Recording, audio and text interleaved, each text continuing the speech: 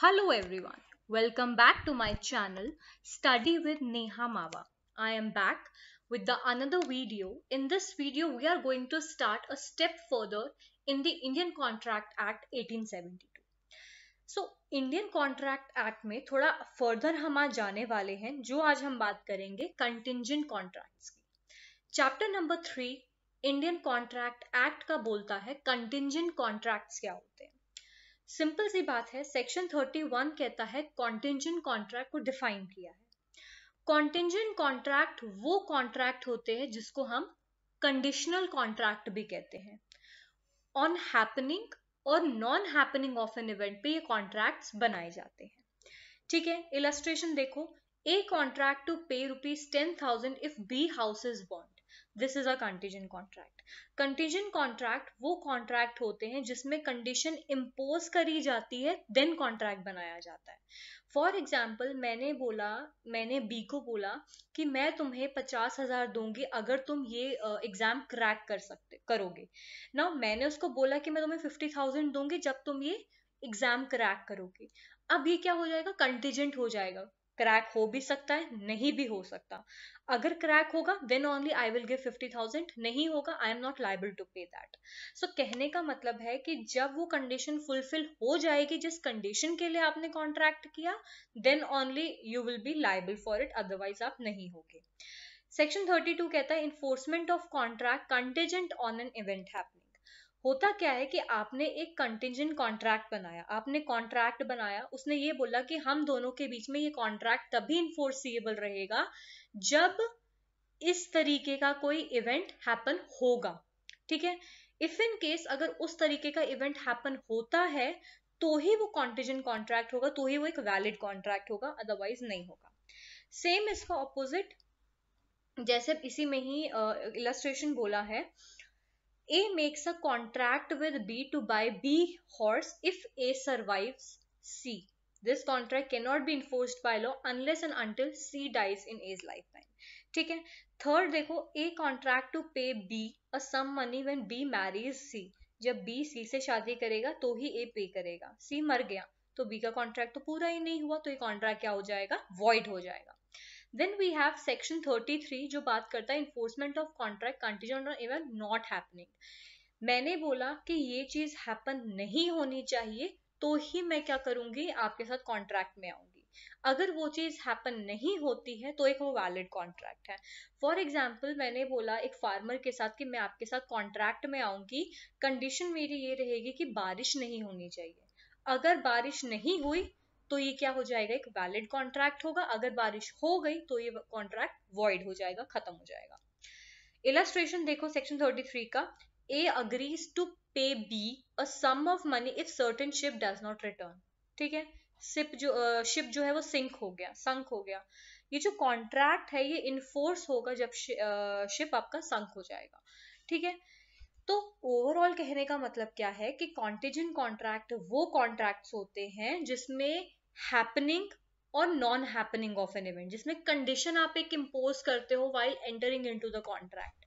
ठीक है, अगर आप कोई कंडीशन, देखो जनरली क्या होता है कॉन्ट्रैक्ट्स में, यही होता है कि कोई कंडीशन नहीं होनी चाहिए, बट एक्सेप्शन ये होता है कंटिजेंट कॉन्ट्रैक्ट जहां कंडीशन इम्पोज करी जाती है to enter into a valid contract, right. Then we have section 34. When event on which contract is contingent deemed to be impossible if it is future conduct of living person. कई बार future के बारे में prospective बनाना, future के बारे में एक promise करना मुश्किल हो जाता है because it is uncertain, right. तो इसमें इन्होंने क्या बोला कि if the future event on which a contract is contingent is the way in which a person will act at an unspecified time the event shall be considered to become impossible. ठीक है, तो कहने का मतलब क्या है कि when event on which contract is contingent to be deemed impossible, generally होता क्या है, sometimes it is impossible to perform a specific thing in near future because of certain reasons. ठीक है, इलस्ट्रेशन देखो क्या बोल रहा है. A agrees to pay B a sum of money अगर बी सी से मैरिज कर लेता है, लेकिन सी ने किससे शादी कर ली, डी से. तो marriage of B to C must now be considered impossible. कई बार हम कॉन्ट्रैक्ट तो बना लेते हैं कि फ्यूचर में आपने ये कंडीशन लगा के ये करना है, बट इन फ्यूचर वो इम्पॉसिबल हो जाता है, ठीक है ना, वो इम्पॉसिबल हो जाता है, तो क्या हो गया, वहां पे आपका पॉसिबिलिटी नहीं बचती to perform the part of your performance, तो वो वैलिड नहीं होता. Then we have section 35 when the contract become void which are contingent on happening of a specific event within the fixed time. कई बार क्या होता है, कई ऐसे कॉन्ट्रैक्ट होते हैं जो with in a fix time possible है, आप कर सकते हो, कई बार क्या होता है वो इम्पॉसिबल होता है. तो जनरली जो आपका एक्ट या जो आपकी परफॉर्मेंस फिक्स्ड है, या आप कहो कि जो हो सकती है पॉसिबल टू परफॉर्म, वो तो वैलिड है, पर जो इम्पॉसिबल टू परफॉर्म है आप उसको ऑफ कोर्स परफॉर्म तो नहीं कर सकते, दैट इज इम्पॉसिबल, तो वहां कॉन्ट्रैक्ट नहीं हो सकता. देन वी हैव सेक्शन 36 जो बात करता है agreement contingent on impossible event avoid. Contingent contract to do or not to do anything if an impossible event happens are void whether the impossibility of event is known or not. Of course, जो चीज impossible है perform करना, you can't do it in any way, तो वो तो naturally void है, right? Illustration देखो, A agrees to pay B 1000 if two straight line enclose a space. The agreement is void. हमें वही अग्रीमेंट करना है या हमें वही कॉन्ट्रैक्ट करना है जो प्रैक्टिकल वे में सही हो, रियल हो, और एक्चुअल में you are capable of performing that. But कहीं ऐसे इलस्ट्रेटिव या इमेजिनरी कॉन्ट्रैक्ट्स होते हैं, इमेजिनरी एक्ट्स होते हैं जो आप परफॉर्म करते हो, which is of course in reality not possible to perform, तो वो वॉइड होते हैं फ्रॉम द वेरी बिगिनिंग, ठीक है. क्योंकि हम ये देखते हैं कि जो कॉन्ट्रैक्ट है, आप जब कॉन्ट्रैक्ट किसी के साथ कर रहे हो, आपको पहले ये देखना है ना कि वो कॉन्ट्रैक्ट होगा भी कि नहीं होगा. नेचर ऑफ द कॉन्ट्रैक्ट देखना है कि जो वो नेचर ऑफ द कॉन्ट्रैक्ट है, उस कॉन्ट्रैक्ट को मैं एक्चुअल रियलिटी में कर पाऊंगी कि नहीं कर पाऊंगी, वो है. अगर तो वो रियलिटी में कर सकते हैं, पॉसिबल है to perform in any way, तो it is a valid. But अगर वो कंप्लीटली इम्पॉसिबल है to perform from very beginning, it is void, right. Then we have the performance of the parties. अब क्या होता है, चैप्टर नंबर 4 कह रहा है performance of the contract. Performance of the contract का मतलब होता है जहां parties have to perform their part of performance contract which must be perform. दो पार्टी है, दोनों पार्टीज की रिस्पॉन्सिबिलिटी कि वो अपना पार्ट ऑफ परफॉर्मेंस करे, ठीक है. इफ इन केस दोनों में से कोई एक नहीं करता तो ये ब्रीच ऑफ कॉन्ट्रैक्ट हो गया. सो वैलिड रेमेडी है, कोर्ट के पास इंजंक्शन है, डैमेजेस है, कंपनसेशन है, ये performance of that particular contract है, तो ये सब चीजें मिलती. Then we have effect of refusal to accept offer of performance. अब देखो क्या होता है, हमको ये तो पता है कि हमारे जो कॉन्ट्रैक्ट है वो अनकंडीशनल होना चाहिए, ठीक है, प्रॉपर प्लेस प्रॉपर टाइम पे होना चाहिए. अगर आप किसी चीज को रिफ्यूज करते हो to perform, then you also are liable, ठीक है, तो आप लाइबल हो. तो जनरली हमने ये देखा है कि कॉन्ट्रैक्ट में वैलिड कॉन्ट्रैक्ट होना चाहिए. But what are the points of a valid contract? Valid party होनी चाहिए, कॉम्पिटेंट पार्टी होनी चाहिए, कंपनसेशन होना चाहिए, ऑफर एंड एक्सेप्टेंस होना चाहिए, विदाउट कंडीशन होना चाहिए. तो ये सब चीजें इंपॉर्टेंट है. अब मैंने किसी को ऑफर किया या मैंने किसी के साथ कॉन्ट्रैक्ट किया, बट मैंने कोई कंडीशन नहीं लगाई, दूसरी पार्टी जो है वो कंडीशन लगा रही है, तो क्या हो जाएगा, कहीं ना कहीं ये वैलिड नहीं होगा, ये वॉइड होगा.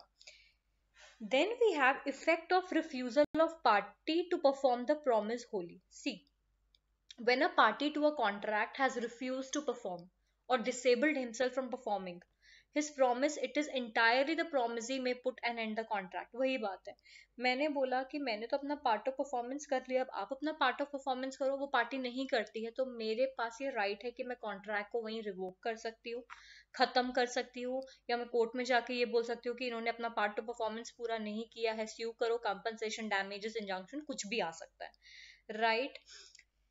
Then we have a person by whom promise is to be performed. वही बात है, बार बार वो वही बात रिपीट कर रहे हैं कि जिस पार्टी को लाइबिलिटी दी गई है टू परफॉर्म, उसको वो पार्ट ऑफ परफॉर्मेंस अपना पूरा करना है, ठीक है. Then we have time and the place of the performance. जो जो इंपॉर्टेंट है मैं वही बता रही हूँ आपको सारा, ठीक है. Time and place for the performance. Time for the performance of promise when no application is to be made and no time is specified. तो कहाँ होगा, किसी भी सही जगह पे होगा. देखो इसमें लिखा क्या है, where by contract a promiser is to perform his promise without application by the promisee and no time for performance is specified, तो वो कहाँ होगा, एक रीजनेबल टाइम के अंदर होगा जहां दोनों पार्टी जो है वो अवेलेबल होगी.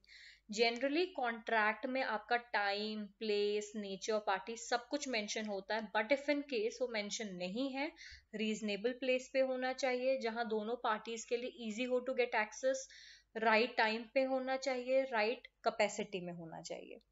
Then we have application for performance on certain day to be at the proper time and place. वही चीज उन्होंने बार बार बोली है. या तो आपने कोई प्लेस फिक्स किया है या टाइम फिक्स किया है तो उसके अकॉर्डिंग होगा, of course with the consent of the other party, otherwise reasonable, otherwise जो कॉन्ट्रैक्ट में आपका मेंशन है. परफॉर्मेंस इन मैनर और at the time prescribe sanction by the promisee, promisee के अकॉर्डिंग जिस तरीके से होना है या दोनों पार्टी के अकॉर्डिंग, दोनों पार्टी की विलिंगनेस से, एग्रीनेस से, जो टाइम प्रिस्क्राइब किया है, सैंक्शन किया है, उसी पे ही सब कुछ होगा. राइट, इलस्ट्रेशन एक देख लो. A desire B who owes him ₹100 to send him a note of 100 by post. Debt is discharged as soon as B puts into the post a letter containing the note duly addressed to it. तो दोनों parties की सहमति वहां पे है, तो वो क्या माना जाएगा, परफॉर्मेंस, दोनों पार्ट ऑफ परफॉर्मेंस करी गई है.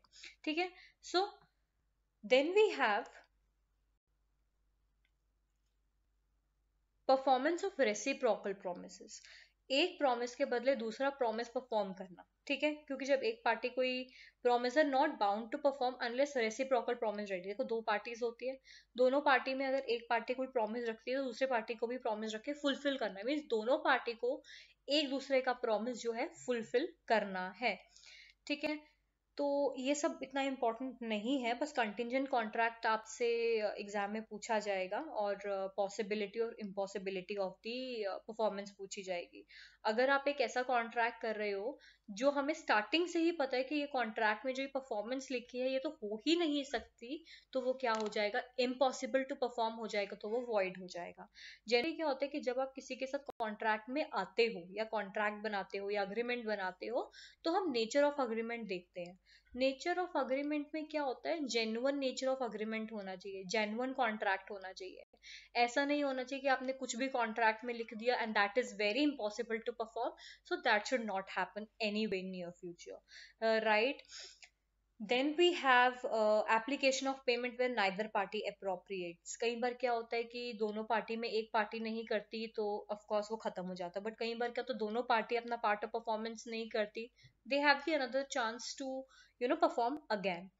देन उसके बाद आई थिंक इतना ही इम्पोर्टेंट है. मेन आपसे एग्जाम में यही पूछा जाता है, कॉन्टिजेंट कॉन्ट्रैक्ट क्या होता है.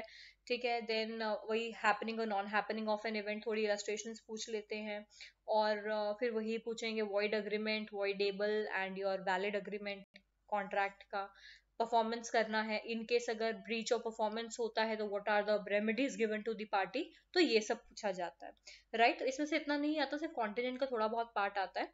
तो आई थिंक इतना जो किया है वो समझ आ चुका है आपको, I guess. If in case you have any doubt, please DM me or message me in the comment box. Till then, subscribe to my channel, like my video and share with your friends. Have a good day.